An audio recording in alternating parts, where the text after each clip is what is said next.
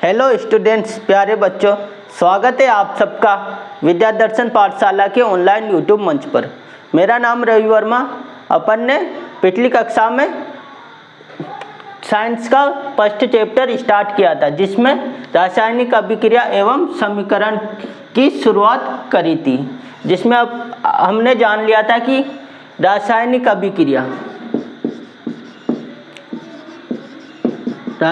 अभिक्रिया आखिर कहते किसे हैं। इसमें अब हमने जाना था कि जब दो या दो से अधिक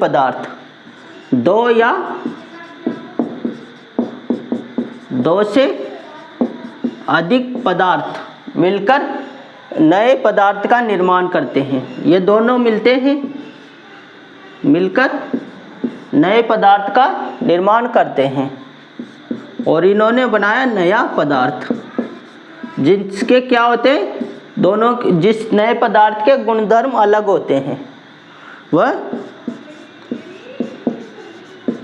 गुणधर्म अलग होते हैं। मतलब दो या दो से अधिक पदार्थ मिल गए, जैसे मान low carbon H2 hydrogen gas और इसके साथ मिल गई ऑक्सीजन गैस O2, तो यह दोनों मिलकर क्या बनाएंगी, वाटर, जल का निर्माण करेंगी।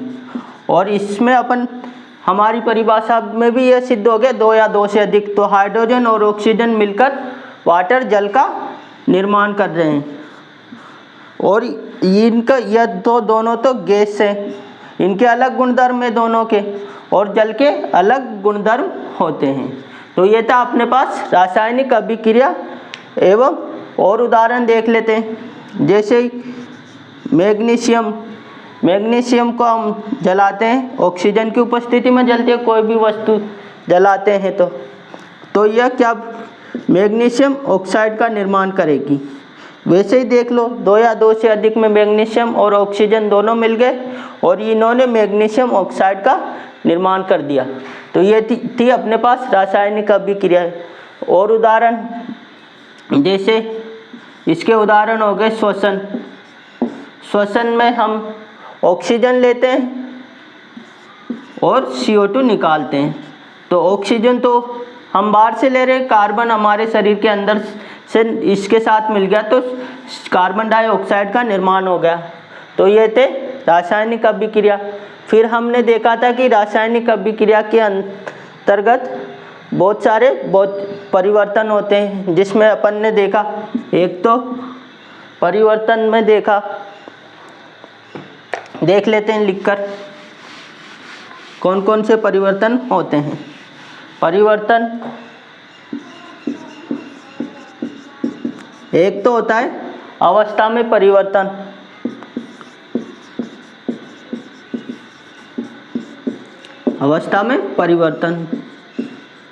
व रंग में परिवर्तन,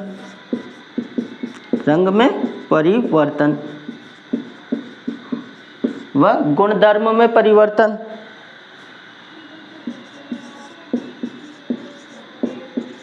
गुणधर्म ही बदल जाते हैं। और फिर आया था अपने पास तापमान में परिवर्तन। और भी बहुत सारे परिवर्तन होते हैं। फिर हमने सीखा था कि रासायनिक समीकरण, फिर इसके बाद अपना टॉपिक आया था रासायनिक समीकरण।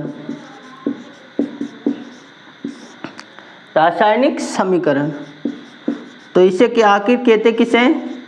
रासायनिक समीकरण मतलब रासायनिक अभिक्रिया को लिखने के तरीके को ही रासायनिक समीकरण कहते हैं। जैसे अभी पिछला एग्जाम्पल, जैसे मैग्नीशियम, वैसे तो मैग्नीशियम ऐसे लिखते हैं पूरा, और इसके साथ मिला, इसको जलाया था तो ऑक्सीजन मिला, और फिर अपने पास मैग्नीशियम ऑक्साइड का निर्माण हुआ था। फिर लेकिन हम इसको लिखेंगे कैसे? इसको प्रतीकों के माध्यम से लिखेंगे। फिर वैसे ऑक्सीजन को O2 लिख दिया और फिर यह मैग्नीशियम ऑक्साइड का निर्माण हो गया। तो इसको रासायनिक अभिक्रिया को लिखने के तरीकों को रासायनिक समीकरण कहते हैं। तो यह भी आपके समझ में आ गया होगा। तो रासायनिक समीकरण देख लिया, कि मतलब रासायनिक अभिक्रिया को समीकरण के रूप में लिखना रासायनिक समीकरण कहलाता है। फिर एक और टॉपिक आया था अपने पिछली वीडियो में, मतलब अपन ने पढ़ा था अभिकारक।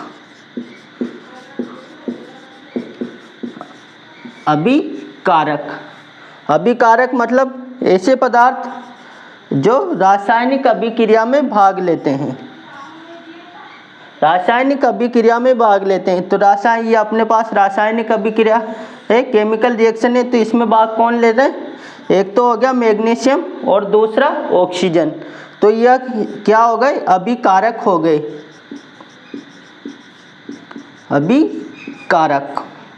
अभिकारक इंग्लिश में बोल देंगे तो रिएक्टेंट इनको कहेंगे। और फिर दूसरा आया था अपने पास प्रोडक्ट मतलब उत्पाद मतलब अभिकारक मिलकर जिस पदार्थ का निर्माण करते हैं उसे उत्पाद कहते हैं। जैसे ये मैग्नीशियम ऑक्साइड आया अपने पास, तो यह प्रोडक्ट हो गया, उत्पाद हो गया। तो ये अपने पिछली वीडियो की चर्चा करी। अब आज हम सीखेंगे कि रासायनिक अभिक्रिया को संतुलित किस प्रकार से करते हैं। तो देखते हैं संतुलित रासायनिक समीकरण, मतलब इसमें कुछ भी नहीं है। संतुलित शब्द तो आप जानते भी होंगे, मतलब संतुलन बिठाना। संतुलित, जैसे आपने देखा होगा कि आप सब्जी वगैरह सामान वगैरह लेने जाते हो तो वह क्या करता है? ताकड़ी में, तराजू में दोनों तरफ के भागों को बराबर कर देता है। एक तरफ तो बांट तोड़ते हैं, एक तरफ सब्जी या जो भी सामान हम लेना हो तो उसको संतुलन करना। तो उसी प्रकार संतुलित रासायनिक समीकरण भी उसी से ही निकला है, मतलब रासायनिक समीकरण को संतुलित करना। मतलब हम जानते हैं कि एक तरफ तो होते हैं अभिकारक रिएक्टेंट, यह मिलकर किसका निर्माण करते हैं? प्रोडक्ट का निर्माण कर रहे हैं। तो इसमें क्या होता है कि अब देखते हैं रासायनिक अभिक्रिया में अभिकारकों के परमाणु की संख्या और उसके बाद उत्पाद के प्रत्येक पदार्थ में परमाणुओं की संख्या, मतलब पहले तो अभिकारकों के प्रत्येक परमाणु की संख्या और उसके बाद उत्पाद के प्रत्येक परमाणु की संख्या को बराबर करना ही संतुलित रासायनिक समीकरण कहलाता है। और अब आती है कि यह संतुलित करते क्यों हैं। हमने पिछली कक्षा में एक नियम पढ़ा था कि mass neither be created and neither be destroyed, मतलब द्रव्यमान ना तो नष्ट होता है ना ही पैदा होता है। द्रव्यमान कभी नष्ट नहीं होता, यह एक अवस्था से दूसरी अवस्था में परिवर्तन करता है। मतलब द्रव्यमान ना तो नष्ट होता है ना ही नया बनता है, यह केवल अवस्था परिवर्तन करता है, एक फॉर्म से दूसरी फॉर्म में बनता है। तो इसी वजह से हमें इनकी परमाणुओं की संख्या बराबर करनी पड़ती है। जैसे एक किताब का एग्जाम्पल मैग्नीशियम हो गया और यह ऑक्सीजन, तो इन्होंने बनाया मैग्नीशियम ऑक्साइड, यह हम अपने पास आ गया मैग्नीशियम ऑक्साइड। तो अब इसमें कुछ भी नहीं करना रहता है, पहले तो अपन ये अपने अभिकारक होते हैं, इनको ले लेते हैं। एक तरफ ले लिए अपन ने अभिकारक Mg और O, और यहाँ लिख दिया हमने अभिकारक। और उत्पाद में भी अपने पास यही Mg और O है, इसके अलावा तो और है भी नहीं, तो इनको भी यहाँ लिख दिया उत्पाद। अब देखते हैं हम कि अभिकारकों में Mg की कितनी संख्या है। यहाँ पर कितने संख्या में आपको Mg दे रखे हैं, तो कितने हैं देखो समीकरण में, देखो एक ही दिख रहा है, इसके आगे और संख्या तो लिखनी नहीं रखी है, तो हम यहाँ पर 1 लगा देंगे। तो 1 लगा दिया। फिर देखो कि ऑक्सीजन कितने दे रखा है अपने पास, तो हमको सीधा सीधा दिख रहा है कि यहाँ पर 2 लिखा है, 2 लिखा है। तो वैसे ही अभिकारकों में परमाणु की संख्या हो गई 2। तो इतना काम कर दिया। फिर उसके बाद आती है उत्पाद में, प्रोडक्ट में अपने पास कितने mg आ रहे हैं, हम देख रहे हैं कि mg मैग्नीशियम यहाँ पर कितने mg दिख रहा है, इसके आगे कोई और संख्या तो लिखने कि, तो यहाँ पर हम देख लेंगे 1 mg आ गया। फिर देखते हैं ऑक्सीजन, ऑक्सीजन कितने दे रखे हैं, यहाँ पर ऑक्सीजन भी 1 ही दे रखा है। तो इतना काम कर लिया। फिर उसके बाद देखते हैं अभिकारक और उत्पाद दोनों की संख्या बराबर है कि नहीं। तो अभिकारक में mg की संख्या 1 है और उत्पाद की संख्या भी 1 है। तो mg को कुछ भी नहीं छेड़ना है, मतलब mg यहाँ पे 1 मैग्नीशियम, यहाँ पर भी 1 मैग्नीशियम। अब देखते हैं ऑक्सीजन, ऑक्सीजन कितने हैं यहाँ पर 2, और उत्पाद में तो अपने पास 1 ही ऑक्सीजन आ रहा है। तो अब इसको क्या करेंगे, इधर तो 2 आ रहा है, उत्पाद में 1 आ रहा है, अभिकारक में 2 आ रहे हैं, तो इसको कुछ भी नहीं, अपन 2 से गुना कर लेंगे, 2 से गुना करेंगे mg। ये साथ में लिख रखा है पूरा का पूरा है, तो हमें क्या करना पड़ेगा, हमें पूरे में 2 लगाने पड़ेंगे, पूरे में 2 लगाने पड़ेंगे। तो ये हमने 2 लगा दिया, ऑक्सीजन तो बराबर हो गया। लेकिन अब हम क्या देख रहे हैं कि 2 mg तो हो गया, मतलब mg की संख्या भी बढ़ी ऑक्सीजन के साथ में। तो हम क्या करेंगे, इधर भी mg की संख्या बढ़ा देंगे। तो ये अपने पास संतुलित रासायनिक अभिक्रिया आ गई। अब इसमें अपने पास 2 mg थे, 2 mg इधर आ गए, 2 ऑक्सीजन इधर थे, तो 2 ऑक्सीजन भी इधर आ गए। आपको समझ में आ गया होगा। एक और एग्जाम्पल देख लेते हैं सीधा सा, मतलब इसमें कुछ भी इतना ज़्यादा समस्या लेने वाली बात नहीं है। हमको अभिकारकों के परमाणुओं की संख्या व उत्पादों के परमाणुओं की संख्या बराबर करनी है। वैसे आपके पास किताब का एग्जाम्पल देख लेते हैं। किताब में दे रखा है कि Zn मतलब जिंक दे रखा है, जिंक और सल्फ्यूरिक एसिड,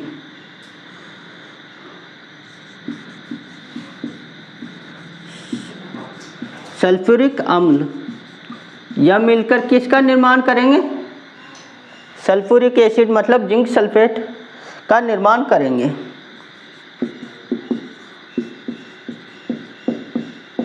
जिंक सल्फेट और हाइड्रोजन गैस का निर्माण करेंगे। तो सर्वप्रथम इनके देखते हैं, इनके रासायनिक फॉर्मूले में लिखेंगे, केमिकल फॉर्मूले में लिखेंगे। जिंक को क्या लिखते हैं, Zn, और सल्फ्यूरिक एसिड का रासायनिक फॉर्मूला है अपने पास H2SO4। क्या है, H2SO4 लिखते हैं। तो अब और जिंक सल्फेट को कैसे लिखते हैं, ZnSO4। किस प्रकार, ZnSO4। और हाइड्रोजन गैस लिख दी अपन ने इस प्रकार से। तो अब देखते हैं इसको पूरी अभी रासायनिक समीकरण को संतुलित करते हैं। तो ये तो हो गया अपने पास अभिकारक। अभिकारकों में जो अपना दे रखा है उनकी संख्या लिख लेते हैं, और फिर वैसे उत्पाद की संख्या लिख लेंगे। तो अभिकारक में अब हमको दे रखा है, एक तो जिंक दे रखा है, और दूसरा हाइड्रोजन दे रखा है, और फिर सल्फर दे रखा है, और फिर ऑक्सीजन दे रखा है। इसके अलावा और तो है भी नहीं। और फिर वैसे ही प्रोडक्ट में भी यही है, उत्पाद में भी यही है, तो यहीं पर ही लिख लेते हैं इनको। इतना हो गया, इतना तो करना आपको भी आ गया होगा। अब इनकी गिनती करो। जिंक कितना दे रखा है हमको, जिंक 1 दे रखा है, तो कुछ भी नहीं, जिंक को यहाँ पर 1 लिख दिया। हाइड्रोजन कितना दे रखा है, हाइड्रोजन हमको दे रखा है 2, तो हमने यहाँ पर 2 कर दिया। सल्फ़र कितना दे रखा है, 1 दे रखा है। और ऑक्सीजन कितना दे रखा है, 4 दे रखा है, तो ये 4 लिख दिए। फिर उसके बाद आती है उत्पाद में। उत्पाद में भी ऐसे ही देखो, जिंक कितना दे रखा है, जिंक हमको 1 दे रखा है, जिंक तो बराबर भी आ रहा है। एस भी हमको 1 दे रखा है, एस में भी 1 लिख दिया। और हाइड्रोजन भी 2 दे रखा है। और ऑक्सीजन भी 4 दे रखा है। तो ये हम देख रहे हैं कि ये तो पहले से ही संतुलित है, तो इसको संतुलित करने की तो है ही नहीं, क्योंकि हमारे पास अभिकारक भी आ गए और उत्पाद भी बराबर आ गए, तो इसको हम संतुलित तो कर ही नहीं सकते।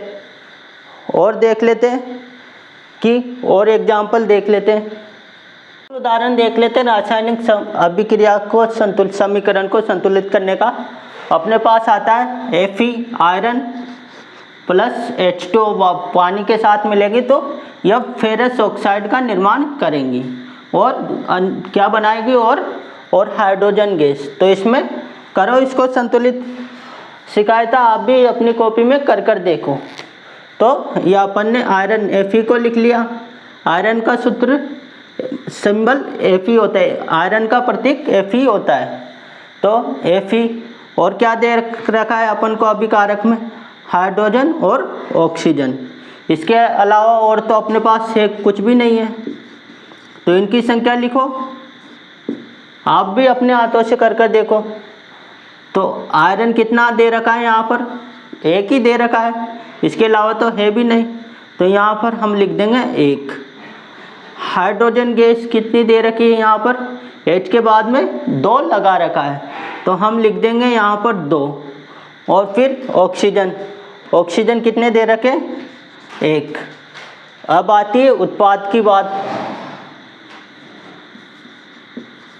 उत्पाद प्रोडक्ट में देखो Fe कितने दे रखे, 3 दे रखे साहब, 3 दे रखे हैं हमको, तो यहाँ पर लिख दो कितने, 3। ऑक्सीजन देखो, फिर इसके बाद ऑक्सीजन आ गया, तो ऑक्सीजन 4 आ गया। फिर हाइड्रोजन कितने दे रखे, 2। तो अब दोनों में बराबर करो, दोनों तरफ को बराबर करो। कि पहले तो देखो आप अपने मन से कि Fe आयरन तो अपने पास 1 दे रखा है, अभिकारक में उत्पाद में 3 दे रखा है, तो हम इसको क्या करेंगे, यहाँ पर भी हमको 3 ही करना पड़ेगा, तो हम इसको 3 से गुना कर लेंगे, जब जाकर अपने पास 3 Fe आ जाएगा। यहाँ पर हमने 3 लिख दिया, जब भी 3 Fe आ गया, 3 से गुना किया तो 3 आयरन आ गया अपने पास, 3 आयरन के एटम परमाणु आ गए।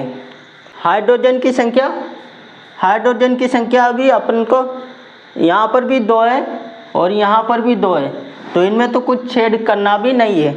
अब देखते हैं ऑक्सीजन हमको यहाँ पर दे रखा है, 1 दे रखा है, तो यहाँ पर तो 1 दे रखा है, लेकिन उत्पाद की तरफ हमको 4 दे रखा है। तो अब क्या करेंगे, जब जाकर ऑक्सीजन की संख्या बराबर होगी, तो ऑक्सीजन की संख्या में हमको 4 से गुना करना पड़ेगा, जब जाकर दोनों तरफ ऑक्सीजन बराबर आएंगे। तो हमने यहाँ पर कर दिए 4 से गुना, तो 4 से गुना किया। जैसे ही हमने 4 से गुना किया तो ऑक्सीजन तो बराबर हो गए, लेकिन हमारे पास क्या हुआ कि यह यहाँ पर हाइड्रोजन की संख्या बढ़ गई। कितनी बढ़ी, 2 को 4 से गुना किया तो देख लो 4 से गुना कर कितने आ गए हमारे पास, 8 आ गए। 8 आ गए तो हम उत्पाद में भी हमको 8 करना पड़ेगा जब जाकर यह संतुलित होंगी।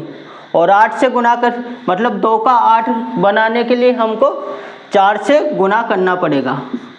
तो हम 4 से इधर भी गुना कर देंगे, तो 4 से इधर भी गुना किया हाइड्रोजन को, तो जब जाकर अपने पास 8 आ गए। तो अब हम देखेंगे कि दोनों तरफ अभिकारकों के परमाणुओं की संख्या व उत्पादों के परमाणुओं की संख्या दोनों अपने पास बराबर आ गए। तो अब जाकर यह हमारे पास पूरी रासायनिक समीकरण संतुलित हुई। कब हुई? जब हमने यहाँ पर 3 लिखा और यहाँ पर 4 लिखा और इधर हाइड्रोजन के यहाँ भी 4 लिखा। तो उसी प्रकार आशा करता हूँ हमने सीख लिया कि रासायनिक समीकरण को संतुलित किस प्रकार से करते हैं। एक और उदाहरण ले लेते हैं लास्ट, जैसे बहुत सिंपल वाला उदाहरण है, जैसे हाइड्रोजन और ऑक्सीजन का ही उदाहरण ले लेते हैं। हाइड्रोजन और ऑक्सीजन दोनों मिलकर क्या बनाते हैं? वाटर, जल बनाती है।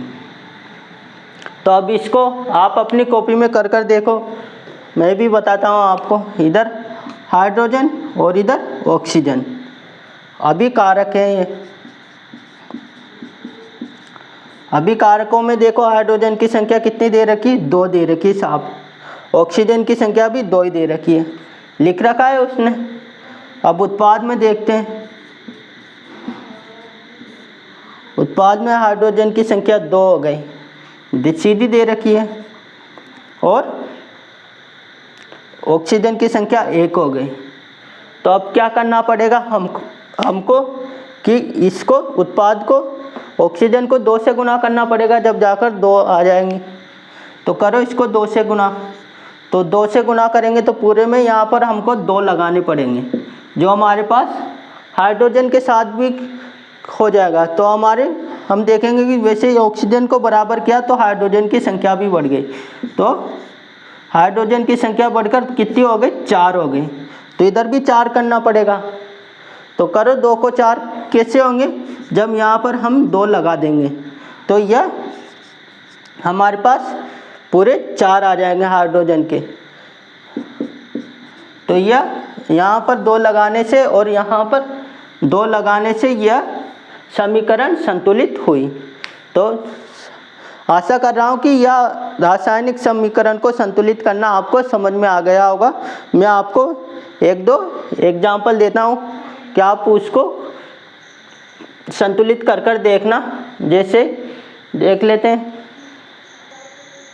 तो बच्चों, यह आपके पास 2 और समीकरणें आती हैं कि संतुलित, यह आपकी किताब की समीकरण है। यह आपके लिए होमवर्क है कि इसको क्लास समाप्त होने के बाद में आप संतुलित कर देखना।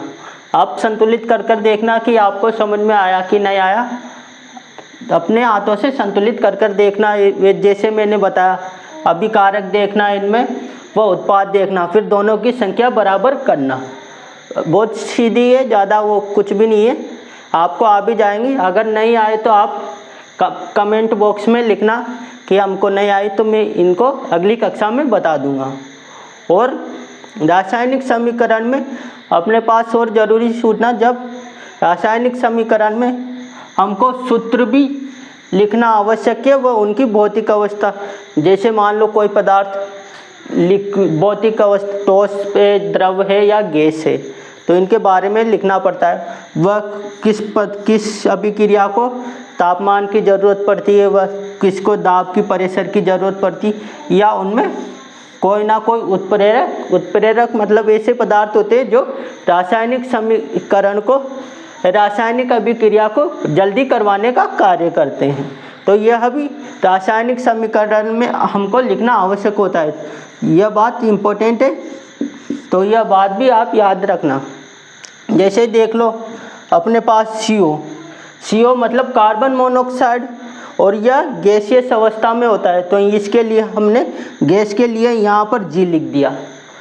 फिर यह मिला मतलब हाइड्रोजन भी गैस के रूप में होता है, तो यहाँ पर हमने कोष्टक में G लिख दिया गैस के रूप में की, तो यह हमने इसकी अवस्था लिख दी। और फिर यहाँ पर दाब की आवश्यकता पड़ी दोनों को मिलाने के लिए, तो यहाँ पर हमने 34 एटीएम दाब लिख दिया। तो हमारे पास क्या बना, मिथाइल एल्कोहल। यह क्या है, मिथाइल एल्कोहल, और यह बना हमको द्रव अवस्था में, तो इस वजह से यहाँ पर लिक्विड फॉर्म में बना तो एल लिख दिया। और अभिक्रिया, यह अभिक्रिया आप पढ़ोगे भी सही या पढ़ भी ली होगी आपने कि पत्ते प्रकाश की उपस्थिति में भोजन का निर्माण करते हैं, मतलब प्रकाश संश्लेषण की अभिक्रिया है। तो इसमें 6CO2 एक्वस का मतलब एक्वस होता है, मतलब पानी में घुलनशील, मतलब पानी मिला हुआ है कार्बन डाइऑक्साइड में। जिस भी पदार्थ में पानी मिला हुआ होता है उसको एक्वस बोल देते हैं। तो 6CO2 यह एक्वस की अवस्था में, फिर यह H2O, जल तो हमेशा लिक्विड ही रहता है, तो L, और यह सूर्य के प्रकाश में होती है, वो क्लोरोफिल की आवश्यकता होती है, बिना क्लोरोफिल के नहीं होती है, तो इस वजह से यहाँ पर लिखना पड़ता है। और फिर हमारे पास यह बना ग्लूकोज। ग्लूकोज प्लांट का पादपों का भोजन होता है, इस वजह से इसको इस अवस्था में लिखा। फिर वह इसके साथ ही ऑक्सीजन बना, और ऑक्सीजन गैसियस अवस्था में बना। तो हमको इससे क्या समझ में आया कि मतलब तापमान, दाब, उत्प्रेरक भी लिखना पड़ता है रासायनिक अभिक्रिया में, समीकरण में। तो हम आज की क्लास को यही समाप्त करते हैं। आशा करता हूँ आपके जो आज पढ़ाया होगा वह अच्छे से समझ में आ गया होगा। ज़्यादा से ज़्यादा इस वीडियो को अपने दोस्तों साथियों तक शेयर करें। वह एक और महत्वपूर्ण सूचना, हमारे चैनल पर कक्षा 10वीं की आप ही कक्षा की गणित की कक्षाएं भी चल रही, तो उनको ज़रूर देखें, विजिट करें। थैंक्स।